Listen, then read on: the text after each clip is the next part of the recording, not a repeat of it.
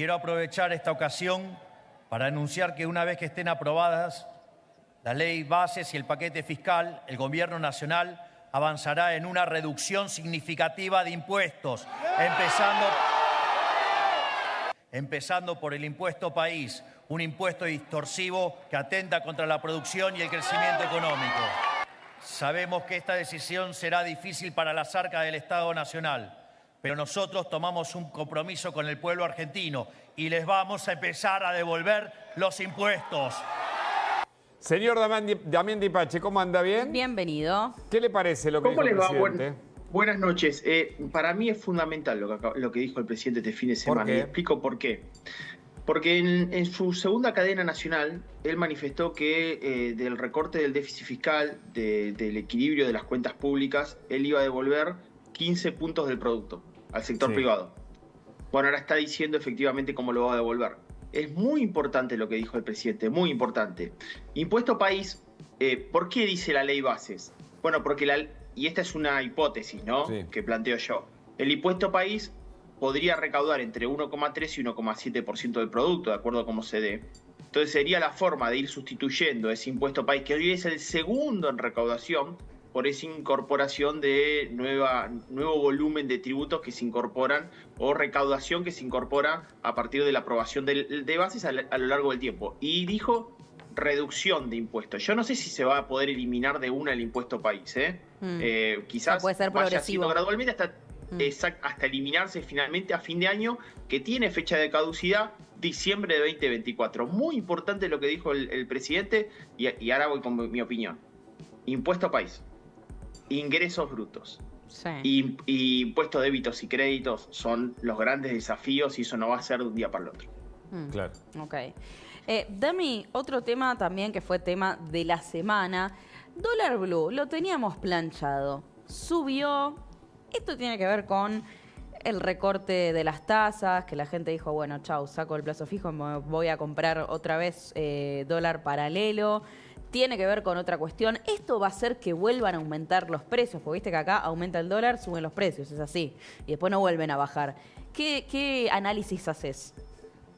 Bueno, hagamos un análisis primero de por qué se pudo haber dado esta situación y yo creo que ahí el rendimiento real negativo de la tasa de interés efectivamente es uno de los fundamentos.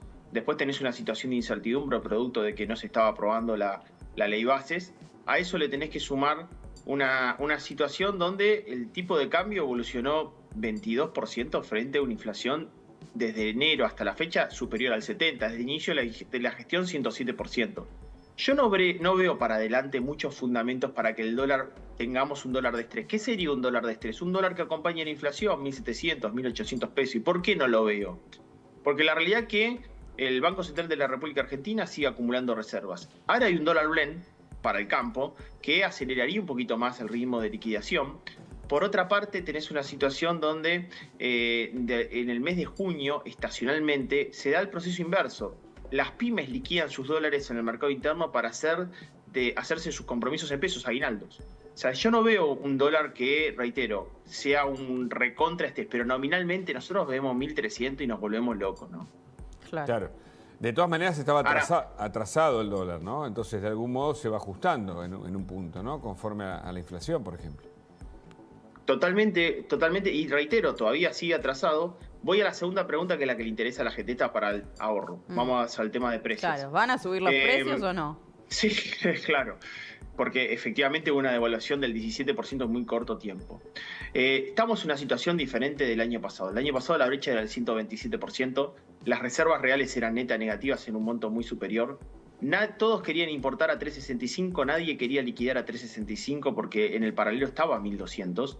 Estamos ante una situación donde había escasez de dólares para importar, por lo cual uno tenía gran incertidumbre respecto de la reposición de sus bienes. No creo que estemos en ese momento.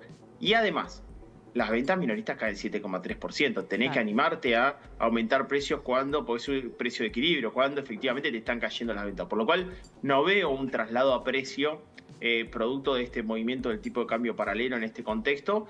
Al contrario, todavía hay reducción de precios producto de que uno tiene que empezar a competir de otra manera en un mercado contractivo, ¿no? Las ventas minoristas van cayendo, caen menos mes a mes, pero siguen cayendo. Hablando de este tema, hubo esta semana una medida que muchos dijeron que es clave para avanzar hacia la famosa competencia libre de monedas. Quiero que me la expliques. De hecho, acá vos tenés un tuit, el Banco Central anunció una medida clave pre-libre competencia de monedas. La comunicación A8027 se igualan las condiciones que los bancos deben exigir a sus clientes a la hora de abrir una caja de ahorro, ya sea en pesos o en dólares. Welcome, prepeso y dólar circulando a la par. ¿Qué significa esta comunicación, Dami, en términos concretos, sencillos? Yo creo que primero era muy complicado abrir una caja de ahorro en dólares. Vos tenías que justificar que tenías ingresos en dólares, tenías que presentar una prerequisitos para que te abran. Ahora va a ser de mucho más fácil acceso a abrir una caja de ahorro y pesos. ¿Por qué digo que me parece que vamos camino a esa libre competencia de monedas, que vos tengas en esa caja de ahorro dólares o pesos? Básicamente porque el Banco Central va dando de alguna manera una señal y a su vez el ministro de Economía da otra por parte del Tesoro. ¿Por qué? Porque pasa los pasivos remunerados del Banco Central, los convierte en bonos del Tesoro, es decir, va sacando pesos del sistema. Eso es una eventual camino hacia la salida del cepo. ¿Por qué digo? Digamos, eventual salida del camino del cepo, veremos cuándo, y ya te permito que vos comiences a poder abrir tu caja de ahorro en dólares. Son dos señales en la misma semana, ¿no? Correcto. Ahora, hacia adelante, ¿vos imaginás que el cepo se va a terminar? ¿Hay alguna perspectiva o alguna certeza? Claro, o cuándo, ¿no? Porque el gobierno dice que sí, pero nunca dice exactamente cuándo. No, por eso. ¿Este año o cómo lo ves? Es que para mí en algún momento de la línea del tiempo se tiene que dar y obviamente tiene que conseguir más dólares, obviamente tiene que eliminar la cantidad de pesos para que no haya ningún tipo de estrés bancario, cambiario de ningún tipo. ¿Y por qué digo que es importante? Suponete una eventual sanción de la ley base, suponete un régimen a las grandes inversiones aprobado, con contenido local, con los cambios que pasan de senadores a diputados. Sí. Y es difícil que venga una inversión extranjera a 897 pesos si se tiene que ir a contado con liquidación más impuesto país. Claro. ¿Me entendés? Girarlo a las utilidades civiles. Entonces, me parece que es fundamental para que esas inversiones extranjeras directas lleguen y hay que levantar el cepo. Entonces, es verdad. Y está bien que no digan cuándo, porque la realidad es que no tiene una fecha. Tenés que generar las condiciones para que eso se dé, ¿no? Claro. Ahora, mañana hay una audiencia por el tema prepagas y las devoluciones. ¿Qué ves sobre el tema? Mientras vemos tu tuit. Mañana a 10 de la mañana, audiencia por plan de evolución retroactivo entre el 2012 y el 2024. Cuotas prepagas, 16.128%. Salario enfermera, 14.521%. Inflación, 21.656. Problema es ingreso en una economía que no creció el mismo periodo, distribuimos escasez y todos pagan el costo. Entonces, se sumaron, ¿no? Además, nuevas prepagas en la última semana, se sumaron nuevas prepagas que mañana tienen que participar de esa audiencia. Sí, exactamente. Bueno, esos datos que veían es en los últimos 12 años. Efectivamente, el valor de las prepagas está por debajo de la inflación acumulada, el valor del precio de una enfermera está por debajo de la inflación acumulada. El problema es que, bueno, en un periodo muy corto se aceleró justamente la variación de precios de lo que fue diciembre hasta el mes de abril. ¿Qué es lo que mañana se va a tratar en la audiencia? Primero, hay 6 millones de personas que tienen medicina prepaga. Muchos nos están viendo en este momento. Y la pregunta es, Damián, ¿qué va a pasar mañana? Bueno, se le reintegró solamente a 2 millones. 4 millones de personas están en el limbo. ¿Por qué? Porque son corporativos, es decir, pertenecen a alguna empresa que no es contratación directa, claro, o lo hicieron a través de su obra social. Esas 4 millones de personas mañana deberían tener una respuesta en esta conciliación que implica en cuántas cuotas se van a devolver. Las grandes empresas de medicina prepaga van a pedir que sean 6 cuotas. Las más pequeñas piden más cuotas para efectivamente oxigenar esa caja en el tiempo. Y hay una situación más. Hay 2% de los que están en medicina prepaga que están en el limbo total, que no pertenecen ni a la denuncia que hizo la Secretaría de Industria y Comercio, no pertenecen a la denuncia que hizo la Superintendencia de Servicios de la Salud, y es el 2% donde no está teniendo ningún tipo de respuesta ante esta situación. Le siguen aumentando y tampoco ajusta por inflación en los próximos meses. Sí, y hay algunas prepagas que te digo que no le devolvieron a nadie, ni siquiera En mi caso, por ejemplo, yo la pago por mi cuenta y no me devolvieron nada. Ahora, la pregunta es, porque las prepagas Somos lo que dos. dicen es, somos dos, la pregunta es, las prepagas dicen que esa plata no la tienen porque ya la gastaron. Y que si tienen que sacar la plata, se rompe el sistema.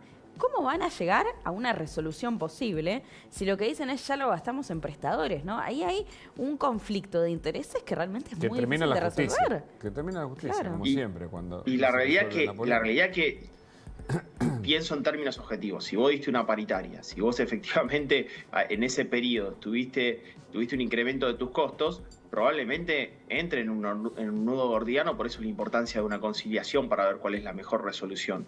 Porque lo peor que nos puede pasar es que efectivamente haya un retorno de ese valor y haya una situación donde las prepagas vuelvan a no prestar el servicio que corresponde. Correcto. Y probablemente hayan gastado y hacia adelante no puedan asumir algo que después termine deteriorando aún la calidad del servicio. A Está ver, terminando mayo.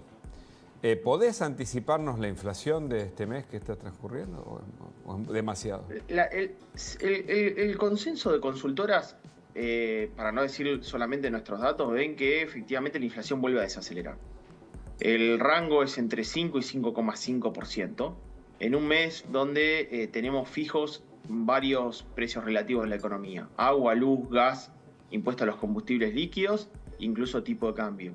Me parece que vamos a ver una nueva desaceleración, una menor variación de precios al alza en el mes de mayo, y eso es muy positivo. Y acá después la gran duda es, bueno, ¿cuándo van a volver el ajuste de tarifas? Que el gobierno ya de alguna manera anunció de que va a posponer varios de estos aumentos, en un contexto donde en el día de ayer, chicos, tuvimos el día más frío del año, Sí. donde tenemos suspendido gas en industria, en prestaciones de servicio, ¿no?